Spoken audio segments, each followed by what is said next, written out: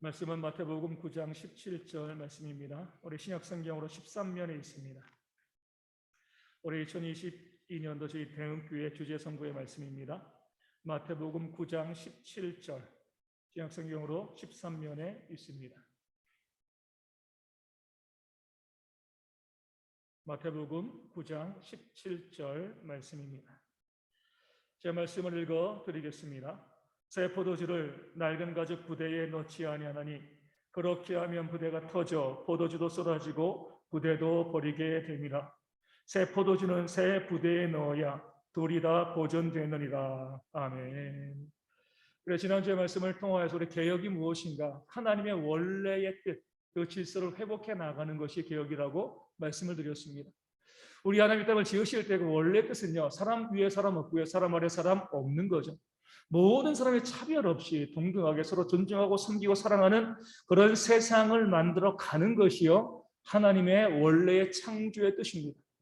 그런데 이런 것들이 사람의 범죄로 인하여서 무너졌죠. 그렇기 때문에 차별이 생기고요, 무시와 멸시가 생기고, 사람 위에 사람이 있고요, 사람 아래 사람 있는 그런 왜곡된 세상이 이 땅 가운데 보여지고 있는 겁니다. 그렇기 때문에 주님께서는요, 개혁을 통하여서 하나님의 원래 뜻, 모든 사람이 서로 동등하게 존중하고 사랑할 수 있는, 높고 낮음이 없는, 그 차별이 없는 그런 세상을 만들어 가는 것이 바로 우리 개혁의 이유와 목적이라 지난주에 말씀을 증거해 드렸습니다. 그리고 나서 주님께서는 오늘 본문을 통해서 개혁이 무엇인가, 우리가 어떤 모습으로 개혁을 해야 될 것인가, 그 개혁에 대해서 우리 가운데 말씀해 주고 있습니다.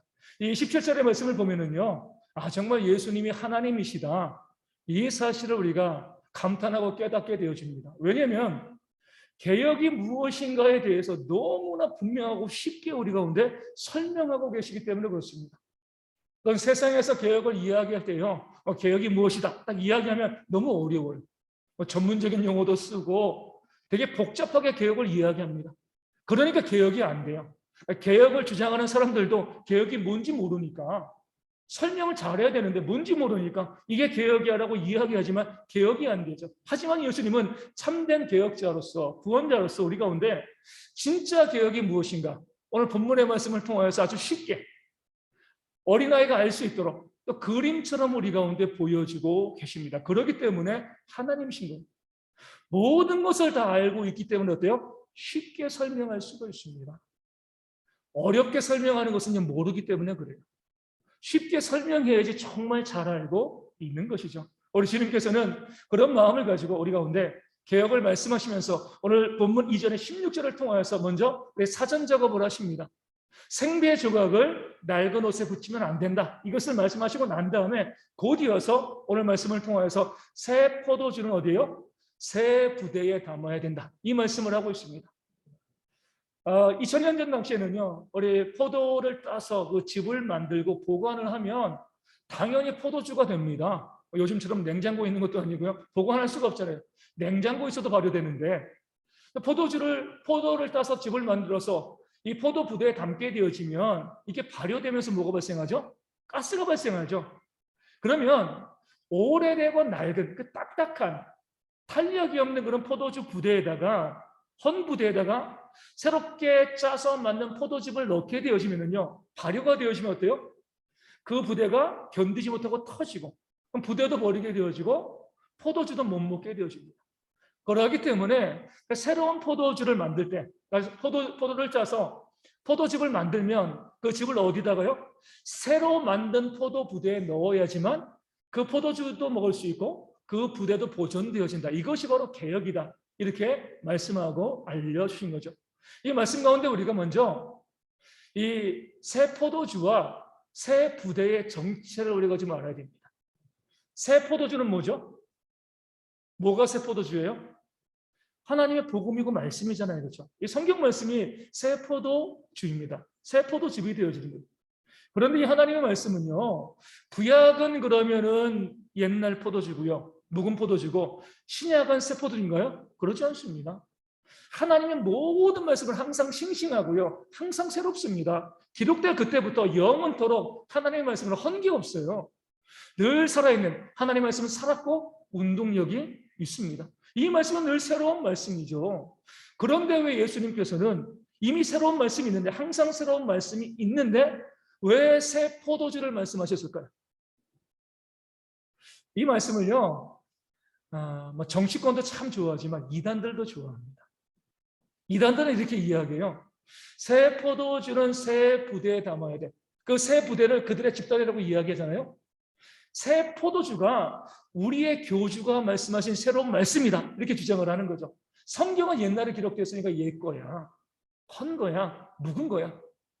우리의 교주를 통하여서 새롭게 알려주신, 새롭게 기록하게 하신 이 새 포도주를, 새 말씀을 우리 집단에 집어넣어야지만 여기에만 구원이 있다. 이단들이 이 말씀을 좋아합니다. 그러니까 새 포도주들요, 새롭게 발견되어지고 새롭게 기록되어진 그 말씀으로 주장을 하는 거죠. 하지만 그렇지 않습니다. 앞서 말씀드린 것처럼 하나님 말씀은 늘 새로워요. 기록될 때부터 영원토록 그 말씀이 새로운, 늘 살아있는 말씀입니다. 그럼에도 불구하고 주님께서 이미 있는 그 말씀을 새 포도주라고 말씀하신 이유는요, 이미 있는 하나님의 말씀이 너무나 희미해졌기 때문에 그렇습니다. 그 말씀이 왜곡되어 있는 거예요. 마치 뭐가 봤냐면은, 제가 이 청년일 때, 또 청소년일 때, 그때 당시에 우리나라에서 유행하고 있던 그런 가요들이 있잖아요. 이 가요를요, 요즘 청소년에게 들려주면 뭐라고 반응하겠습니까? 새 노래네? 새로 나온 노래인가 봐. 이미 몇십 년 전에 정말 유행했던 노래인데 아이들은 들어본 적이 없는 거예요. 그러니까 지금 들어보면 어때요? 그들에게는요, 새 노래가 되어지는 겁니다. 이게 바로 새 포도주의 정체인 거예요. 말씀을 새롭게 기록한 게 아니에요. 이미 말씀은 다 기록되어 있습니다. 성경 말씀은요, 창세기부터 요한계시록까지 늘 새 포도주예요. 늘 하나님의 원래의 말씀, 살아있는 말씀입니다. 그런데 사무엘의 시대, 엘리의 시대처럼 그 말씀이 희귀해진 겁니다. 말씀이 왜곡되어지고 말씀을 못 들은 거예요. 그러니까 이 말씀을 새 포도주라고 주님께서 말씀을 하신 거죠. 그 구체적인 예가 우리 신년 새벽 기도회 때 봤던 산상수훈의 말씀 가운데 나와 있습니다. 주님께서는요, 이전에 기록되었던 구약의 십계명의 말씀인 살인하지 말라, 이 말씀을 가지고 새 포도주가 무엇인가를 알려주셨습니다. 살인하지 말라는 구약에 이미 기록된 말씀이잖아요. 그런데 그 당시 유대인들은요, 이 하나님의 말씀을요, 묵은 포도주로 만들어 버렸습니다. 살인하지 말라, 뭐라고 해석한 거예요? 사람을 죽이지만 않으면 돼, 이렇게 해석을 한 거죠. 주님께서는요, 하나님께서 십계명을 통하여서 그 살인하지 말라 이 말씀을 주실 때부터 그냥 사람을 죽이지 않는 것이 아니라 그 형제를 미워하고요, 형제를 바보라고 이야기하고 미련하다고 이야기하는 그 말로서 그를 죽이는 것까지 뭐예요? 그것도 살인이다. 그 말씀이 십계명에 기록될 때부터 그 말씀의 뜻은, 원래 뜻은 그겁니다. 직접 죽이는 것뿐만이 아니라 그 사람을 간접적으로 죽이는 모든 것까지도 살인하는 것이다. 그렇게 하지 말라라고 이미 말씀하셨는데 그 말씀의 뜻이 시간이 지나면서 희미해진 거죠. 그저 사람들은 내가 직접 사람을 죽이지만 않으면 돼, 이렇게 해석을 해버린 거예요. 그런 가운데 주님께서 산상수훈의 말씀을 통하여서 하나님의 원뜻은 그게 아니야. 직접 찔러 죽이는 것도 우리가 해서는 안 될 일이지만 형제를 스트레스 받게 하고 욕하고 비방하고 무시하고 멸시하는 모든 말을 하는 것도 그 사람을 죽이는 것이다. 이것이 바로 원래 하나님께서 기록하시는 이 살아나지 말라는 이 말씀의 뜻이다라고 밝혀주신 거죠. 그랬을 때에 그 당시 예수님께 그 말씀을 듣던 사람들이 놀랐을 거예요. 새로 들은 말씀처럼 이미 있던 말씀인데, 이미 성경에 기록된 말씀인데 말씀의 뜻을 모르다가 주님께서 해석해 주니까, 야, 새로운 말씀을 우리가 받았다, 새 포도주다, 이렇게 반응하게 되어진 거죠. 그런 면에서 주님께서 새 포도주라고 말씀하신 것은요, 하나님의 말씀이 담고 있는 그 원래의 뜻, 그 개혁적인 의미를 우리가 바르게 해석해 나가는 것이 뭐예요? 새 포도주가 되어주는 겁니다. 종교개혁의 가장 큰 표 중에 하나가 뭐죠? 오직 성경. 성경이 없었나요? 성경이 그 당시에 카톨릭을 중심으로 다 성경이 있었습니다. 하지만 그 뜻이 없었어요. 성경을 읽지도 않았고 연구하지도 않았고 그 말씀이 무엇인지 사람들이 몰랐습니다. 그렇기 때문에 다시 성경으로 가자는 거예요. 새로운 성경이 아니라 처음에 하나님이 기록하셨던 그 말씀의 뜻으로, 말씀으로 돌아가자는 것이 바로 종교 개혁이죠. 우리의 개혁도 마찬가지입니다. 새 포도주를 담아야 돼요. 그것은요, 문자적으로 기록되어진 이 말씀을 존중하지만 그 말씀 속에 숨어있는 하나님의 참된 뜻, 그 개혁의 의미, 하나님의 원래 뜻을 밝히고 그것을 받아내는 것, 이것이 바로 우리가 새 포도주를 담는 그런 모습이 되어지는 겁니다. 이 새 포도주는 어디에 담아야 돼요? 새 부대에 담아야 돼요. 여기에서도 사람들이 말씀을 오해해요. 정치권에서도 많이 오해합니다. 이 부대는요, 보통 제도나 시스템을 많이 의미합니다. 그러니까 이제 개혁한다라고 하면 어떻게 생각해요? 부셔야 돼. 다 깨부셔야 돼. 기존에 있던 모든 것들 다 부수는 것이 진짜 개혁이야. 이렇게 하면서 개혁의 드라이브를 걸죠. 기존에 있는 모든 그 제도와 시스템을 다 부정해 버리는 거야. 잘못된 거야. 옛날 거야. 헌부대야. 다 부숴버리고 새 부대를 만들어야 돼. 이렇게 하면 사람들이 열광해요. 뭔가 새롭게 무엇인가 시작되어지는 것처럼 보이기 때문에 그렇습니다. 근데 이것은 새 부대의 의미가 아니죠. 새 부대 보면은요, 헌부대와 새 부대 다른 게 있나요? 똑같은 모양일 거예요, 그렇죠? 또 똑같은 재질, 똑같은 재료, 똑같은 가죽을 가지고요, 똑같은 모양으로 만들었습니다. 뭐만 차이가 있어요? 이건 오래된 것이고 이거는 새롭게 만들어진 것. 이것이 바로 새 부대의 의미인 거예요. 전혀 다른 재질을 가지고요, 최첨단의 기법을 가지고 새로운 부대를 만드는 게 아닙니다. 이미 있던 그 부대를 단지 또 새롭게 또 다른 부대를 만든 것이지 전혀 없던 부대를 만든 것이 아니죠. 다 깨부수고 다 부정해버리고 정말 새로운 시스템, 새로운 조직을 만드는 것이 아니라 그 조직을 새롭게 해나가는 것. 그 처음의 상태를 유지하고 그 새 가죽 부대, 새로운 가죽을 가지고 그 부대를 만들어 가는 것. 이것이 바로 새 부대라고.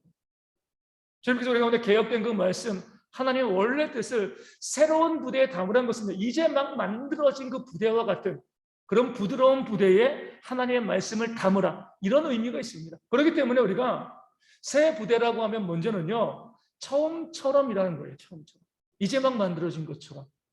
우리 요한계시록 보면 에베소 교회를 향해서 하나님께서는 이제 첫사랑을 회복하라라고 말씀했습니다. 왜냐하면 처음에 그 사랑과 열정이 점점 줄어들어서 사랑이 없어졌기 때문에 너희가 다시금 그 첫사랑을 회복하는 것이 너희가 구원받는 길이다라고 말씀하신 거죠. 마찬가지로 우리가 새 부대가 된다는 것, 하나님의 말씀, 개혁된 말씀을 우리가 담을 수 있는 새 부대가 된다는 것은요, 처음의 신앙의 열정으로 돌아가는 겁니다. 이제 막 만들어진, 처음에 내가 그 상태 그대로 나를 만들어가는 것이요, 이게 바로 개혁하는 거예요.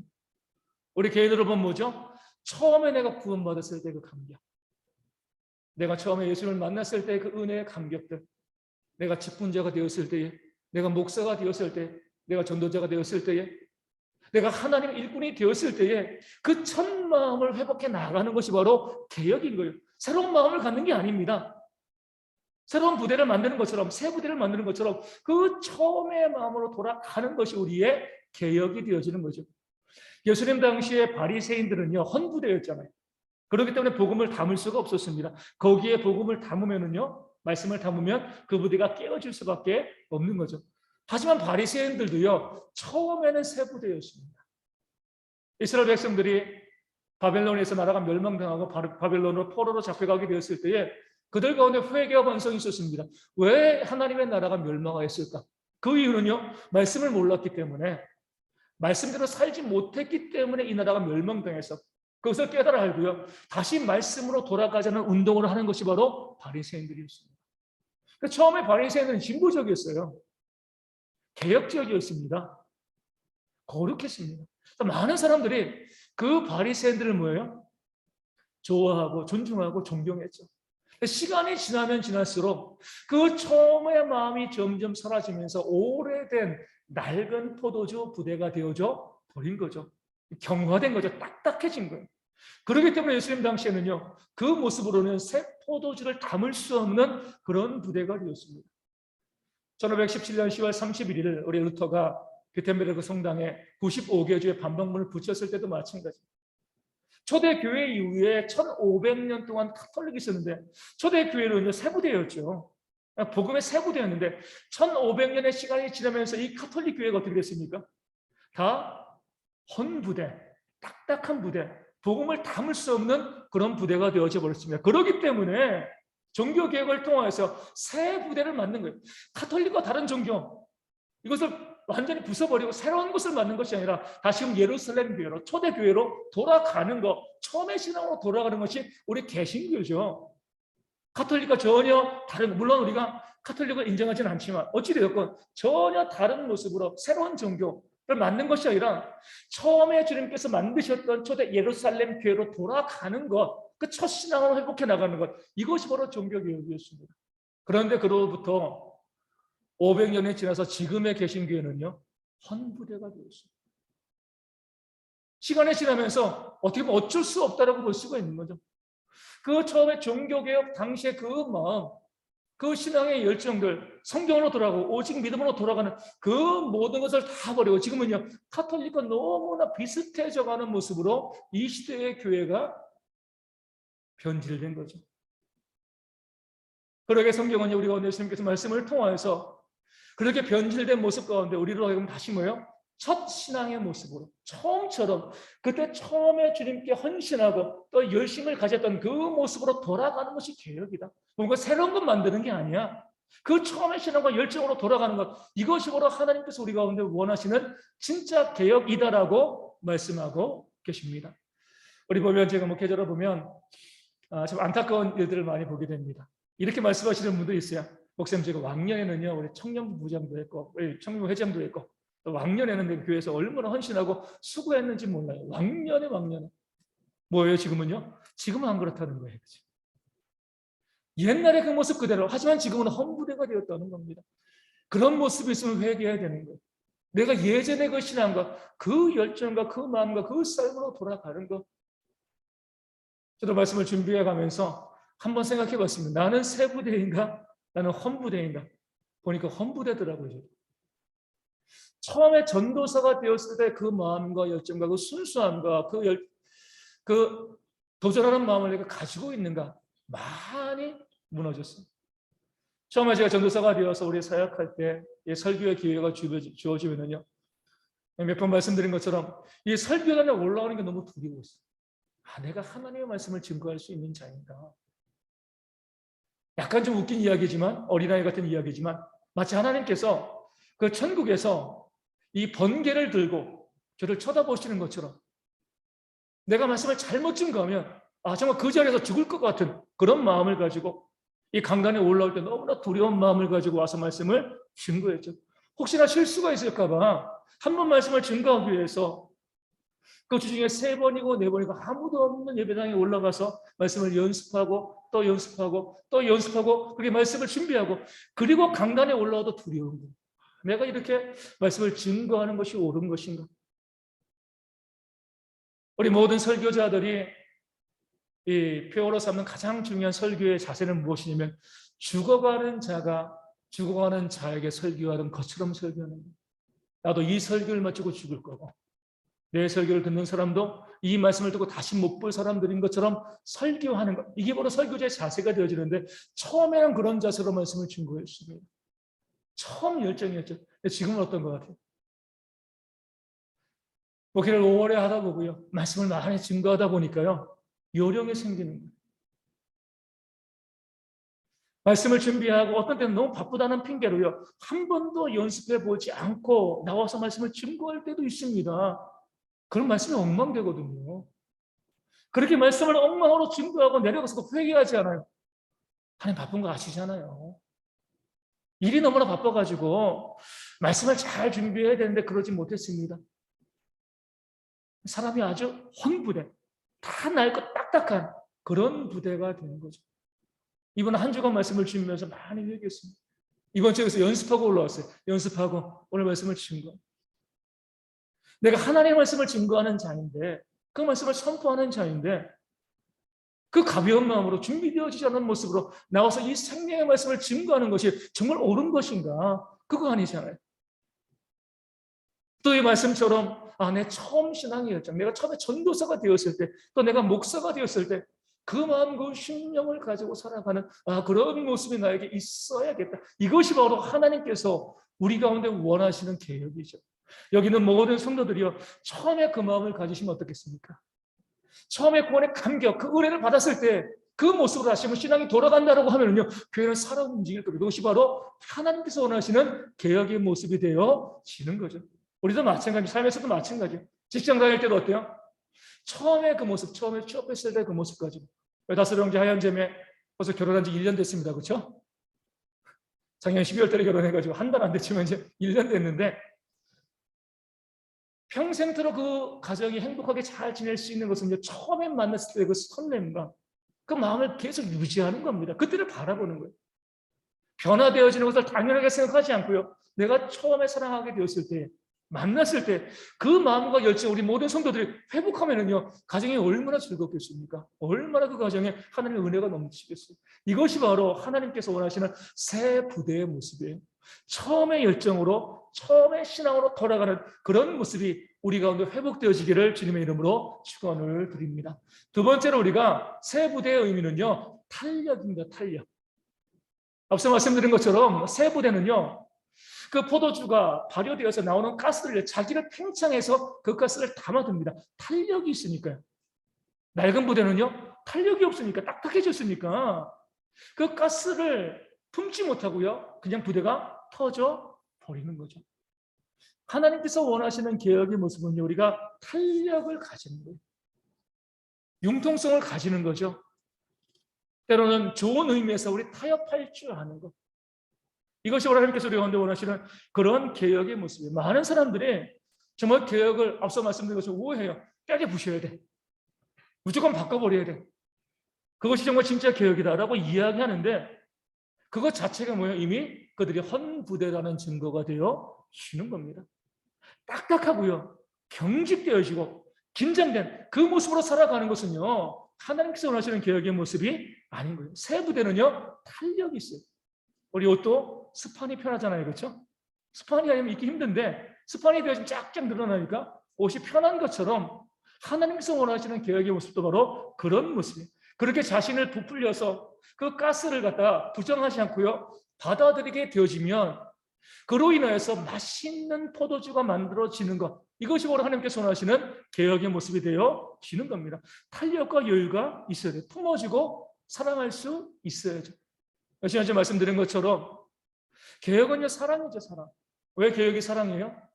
하나님이 사랑이시고 그 하나님의 뜻이 사랑이기 때문에 그 뜻을 회복해 나가는 것도 사랑이 되어질 수밖에 없습니다.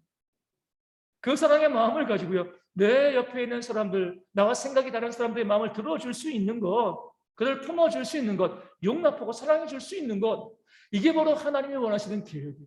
세상이 말하는 개혁과는 좀 다릅니다. 세상은요, 개혁한다라고 이야기하면 외골수가 되어야 돼요. 무조건 전진하는 거죠. 옆에 사람 말 듣지 않고 이것이 우리의 목표야라고 하면 그 목표를 이루기 위해서 우리만 옳다라고 주장하고 나만 진리야 이런 생각을 가지고 무조건 밀고 나가는 것, 이게 개혁이라고 이야기하는데 잘못된 개혁입니다.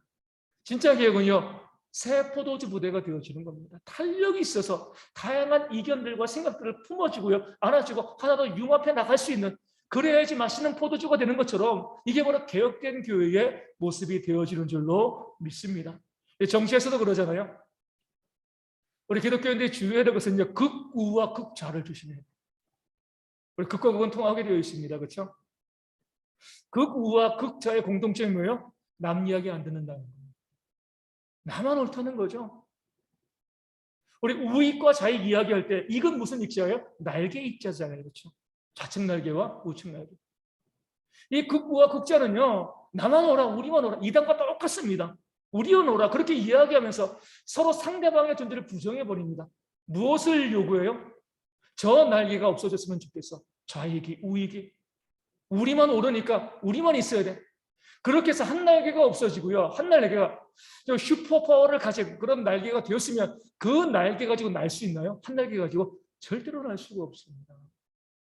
왜 좌익과 우익을 이야기하는가? 두 날개가 다 필요하다는 거예요. 함께 있을 때 날 수 있다는 겁니다. 서로 극단적으로 치우쳐서 우리만 오라, 우리만 맞아.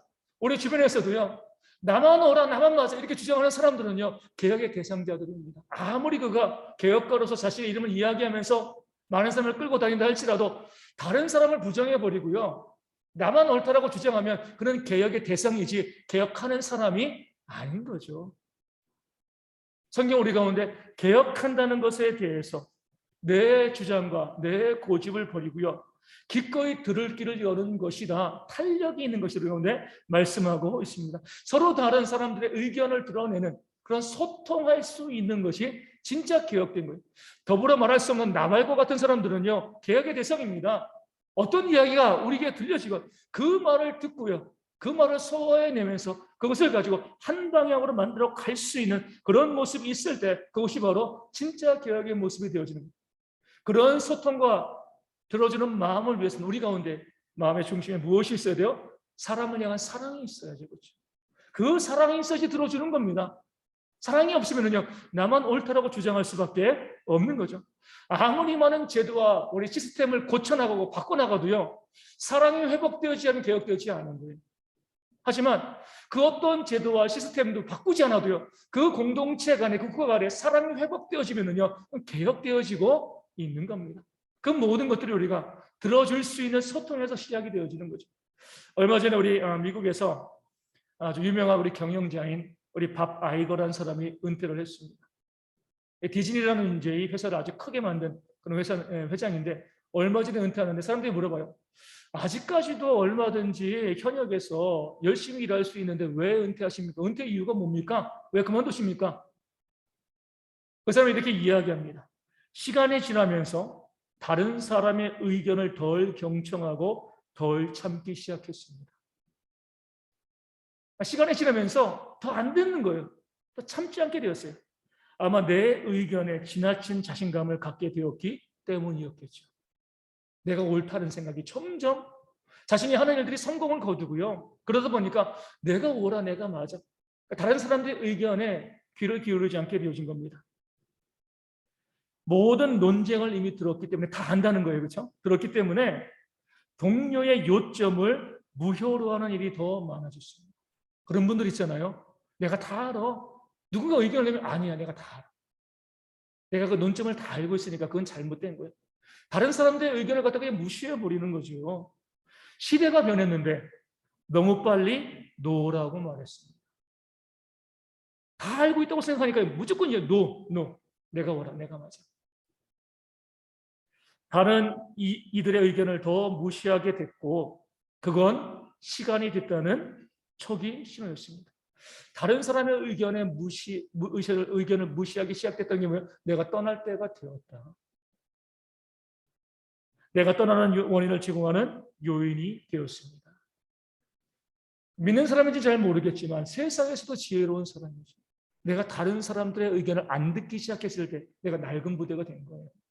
내가 옳다고 생각하고요, 내 주장을 고집하고요, 늘 노라고 이야기하고 내가 다 알고 있어, 이런 태도를 보이는 것 자체가 개혁의 대상이 되었다는 그런 증거가 되기 때문에, 내가 그런 나를 변화시킬 수 없으면 내가 이 자리에서, 너무나 좋은 자리고 너무나 돈도 많이 주고 인정받는 자리지만 이 자리에서 떠나는 것이 옳습니다라고 생각하고요, 그 자리를 떠난 거죠.